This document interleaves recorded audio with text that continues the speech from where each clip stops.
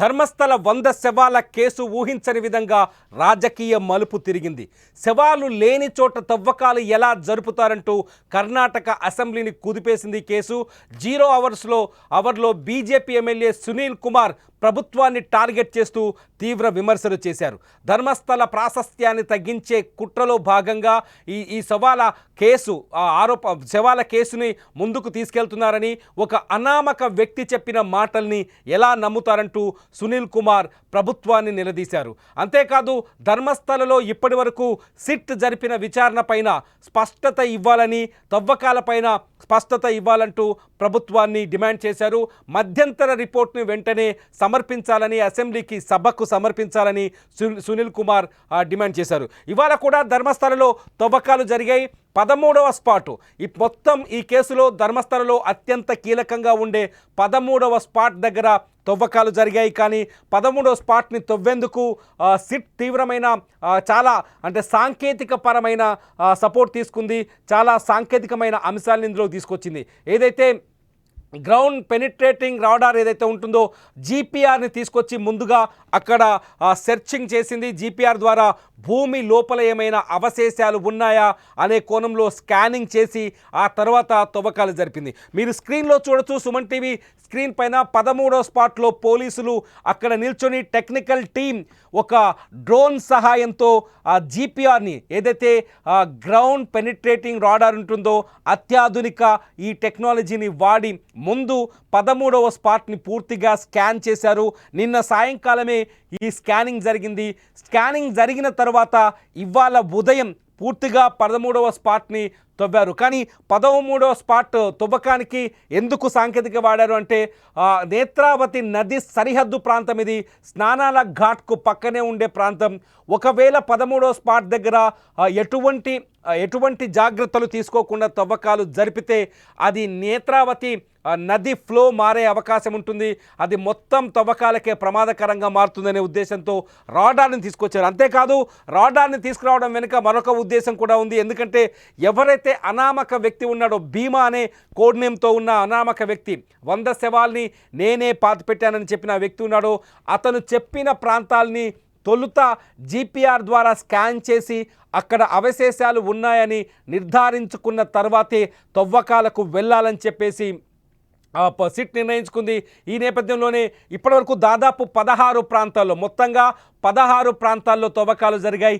బాహుబలి స్టాచ్యూకి 200 మీటర్ల దూరంలో ఉన్న బాహుబలి కొండపైన కూడా తవ్వకాలు జరిగాయి. కానీ ఇంతవరకు ఒక్క అవశేషం ఎక్కడా దొరకలేదు. దీంతో అనామక వ్యక్తి భీమా చెప్పిన మాటలన్నీ పచ్చి అబద్ధాలని అక్కడున్న వ్యక్తులు చెప్తున్నారు. అక్కడ ధర్మస్థల ప్రజలు కూడా నిన్న మొన్నటి వరకు ఏదైతే సిట్ విచారణ జరుగుతుంటే మౌనంగా విచారణని చూస్తూ ఎదురు చూసిన ధర్మస్థల గ్రామ ప్రజలు ఇప్పుడు గొంతు విప్పడం ప్రారంభించారు. ధర్మస్థల గ్రామస్తులు ఎవరైతే శవాలు ఉన్నాయని ఆరోపణలు చేస్తున్నారో, కొన్ని ఛానళ్ళు ఏవైతే ఉన్నాయో అటువంటి ఛానళ్ళ పైన వ్యతిరేకత వ్యక్తం చేస్తూ వస్తున్నారు.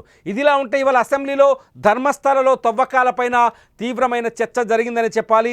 ఎందుకంటే 13వ స్పాట్లో కూడా ఎటువంటి శవాలు దొరక్కపోవడం, శవాలకు సంబంధించిన ఎముకలు కానీ అస్థిపంజరాలకు సంబంధించిన ఆనవాళ్ళు దొరక్కపోవడంతో ధర్మస్థలపై వస్తున్న ఆరోపణలన్నీ ఉత్తి అభూత కల్పనలు, ధర్మస్థల విలువని, ప్రాశస్త్యాన్ని, మంజునాథ స్వామి క్షేత్ర ప్రాశస్త్యాన్ని తగ్గించే కుట్రలో భాగమనే చర్చకి ఇవాళ తెరలేచింది. ఇటు అసెంబ్లీలో కూడా ఇదే అంశం పైన వాడివేడిగా చర్చ జరిగింది. బీజేపీ ఎమ్మెల్యే సునీల్ కుమార్ అసెంబ్లీలో ప్రభుత్వాన్ని గట్టిగా నిలదీశారు.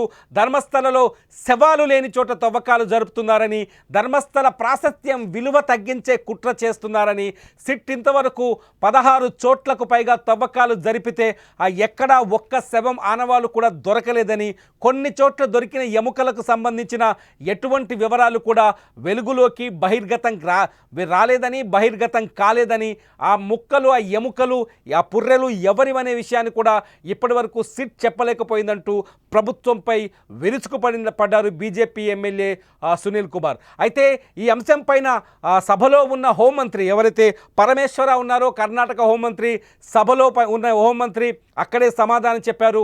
100 చోట్ల శవాలు పాతానని చూపెట్టిన ఆ 100 చోట్ల తవ్వకాలు జరపాల్సిందేనని పరమేశ్వర చెప్పారు. ఎందుకంటే ప్రజల్లో ధర్మస్థల పైన ఒక నమ్మకం ఏర్పడిందని, ధర్మస్థలలో హత్యలు జరిగాయని, మహిళలపైన అఘాయిత్యం చేసి హత్యలు జరిపారనే చర్చ ప్రజల్లోకి బలంగా వెళ్ళింది. కాబట్టి ఆ చర్చకి ఒక సరైన ముగింపు పలకాలి అంటే సిట్ విచారణ పూర్తయితే కానీ ఆ నివేదికని తీసుకురాలేమని చెప్పారు. ఒకసారి సభలో కన్నడ భాషలో జరిగిన ఈ వాగ్వాదాన్ని మనం ఒకసారి చూద్దాం.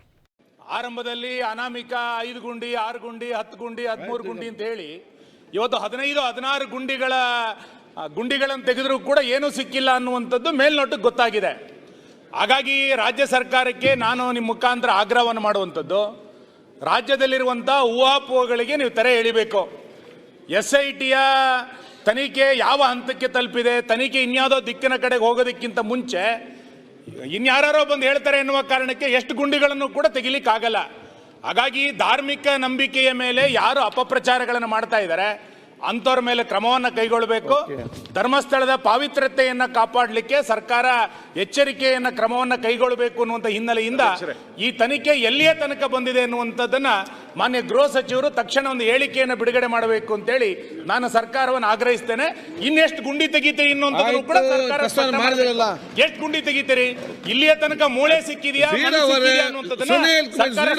ನಾನು ಹೇಳಿದ್ದೆ, ನಾನು ಡೀಟೇಲ್ ಚರ್ಚೆ ಕೊಡ್ತೇನೆ ಅಂತ. ಈಗಲೇ ಅರ್ಜೆಂಟ್ 1 ನಿಮಿಷ ಅಂತ ಹೇಳ್ತೀರಿ. ಈಗ ತನಿಖೆ ಪೂರ್ಣ ಆಗಬೇಕು, ಅದಕ್ಕೂ ಒಂದು ಕಾಲಮಿತಿನೂ ಕೂಡ ಇರುತ್ತೆ. ತನಿಖೆ ಅಂತ ಹೇಳಿದರೆ ಎಷ್ಟು ತಾವು ಹೇಳಿದಾಗೆ 100 ಗುಂಡಿಗಳನ್ನ ಹಗಿಯೋದಕ್ಕೆ ಸಾಧ್ಯ ಆಗೋದಿಲ್ಲ. ಆದರೆ ಒಂದು ಹಂತಕ್ಕೆ ತಲುಪಿದ ಮೇಲೆ ಖಂಡಿತವಾಗಿ SITನವರು ವರದಿಯನ್ನು ಕೊಡ್ತಾರೆ. ಆ ವರದಿ ಬಂದ ಮೇಲೆ ನಾನು ಹೆಚ್ಚಿನ ಮಾಹಿತಿಯೊಂದಿಗೆ ಉತ್ತರವನ್ನು ಕೊಡಬಹುದು. ಆದ್ದರಿಂದ ವರದಿ ಬಂದ ನಂತರ ನಾನು ಇದಕ್ಕೆ ಉತ್ತರವನ್ನು ಕೊಡ್ತೇನೆ. ಆರಂಭದಲ್ಲಿ ಅನಾಮಿಕ 5 ఇది అసెంబ్లీలో జరిగిన స్థూలంగా చర్చ. మొత్తానికైతే ధర్మస్థలలో శవాలు లేవని తేలడం, ధర్మస్థలలో ఎటువంటి అస్థిపంజరాలు బయట పడకపోవడం, ఆఖరికి గ్రౌండ్ పెనిట్రేటింగ్ రాడార్ని తీసుకొచ్చిన ధర్మస్థలలో నిజాలని వెలికి తీయకపోవడం, ఇవన్నీ చూస్తుంటే ధర్మస్థలపై ఒక ఉద్దేశపూర్వకమైన చర్చ మొదలైందా, ఒక ఉద్దేశపూర్వకమైన ఆరోపణ మొదలైందనే అనే చర్చకి బలం చేకూరుతోంది. కొందరు వ్యక్తులు కావాలనే ఈ శవాల కథని తెరపైకి తీసుకొచ్చారా, నిజంగా అక్కడ హత్యలు జరిగాయా, జరిగితే ఎంతమందిని, ఆ 100 మందిలో ఒక్క ఎముకను కూడా, కనీసం 4-5 శవాలకు సంబంధించిన ఎముకలు కూడా గుర్తించలేరా అనే ప్రశ్నలు ఇప్పుడు తెరపైకి వస్తున్నాయి. అయితే 6వ స్థానంలో ధర్మస్థలంలో జరిగిన మొత్తం 16 చోట్ల తవ్వకాలు జరిగాయి. ఈ 16 చోట్ల తవ్వకాల్లో 6వ స్థానంలో 2 పుర్రెలు ఎముకలు దొరికినట్టుగా చెప్పారు. ఆ తర్వాత 11వ స్థానం కాకుండా 11A బంగ్లాగుట్ట పైన కూడా ఒక శవానికి సంబంధించిన ఆనవాళ్లు దొరికాయనే చర్చ జరిగింది. అంతేకాదు బంగ్లాగుట్ట పైన శవానికి సంబంధించిన ఎముకలు, అస్థిపంజరంతో పాటు ఒక చీర, అట్లాగే కొన్ని చెప్పులు కూడా దొరికినట్టుగా చర్చ జరిగింది. అయితే వీటిపైన ఇంతవరకు అధికారికంగా సిట్ ఎటువంటి రిపోర్టును కానీ నివేదికను కానీ సమర్పించలేదు, ఎటువంటి ప్రకటన కూడా చేయలేదు. ధర్మస్థలంలో కొన్ని చోట్ల అనుమానాస్పదంగా కొత్తగా మట్టి తవ్వకాలు జరిగిన ఆనవాళ్ళు ఉన్నట్టుగా సిట్ ఇవాళ గుర్తించింది. బాహుబలి కొండ పరిసర ప్రాంతాల్లో ఈ మట్టి తవ్వకాలు గమనించినట్టుగా తెలిసింది. దీనికి సంబంధించి లోకల్ స్థానిక MROని నివేదిక కోరింది. ఆ తవ్వకాలు జరిపిన వ్యక్తుల వివరాలు తెలపాలని, ఎందుకు తవ్వకాలు జరిపాలో విచారణలో తేల్చి తమకు చెప్పాలని చెప్పింది. లేదంటే దీనిపైన కూడా కేసు నమోదు చేయాల్సి వస్తుందని సిట్ ఆదేశాలు ప్రకటించినట్టుగా తెలుస్తోంది. మొత్తానికైతే ఇవాల్టికి ఇంకా ధర్మస్థలలో మిస్టరీ కొనసాగుతూనే ఉంది.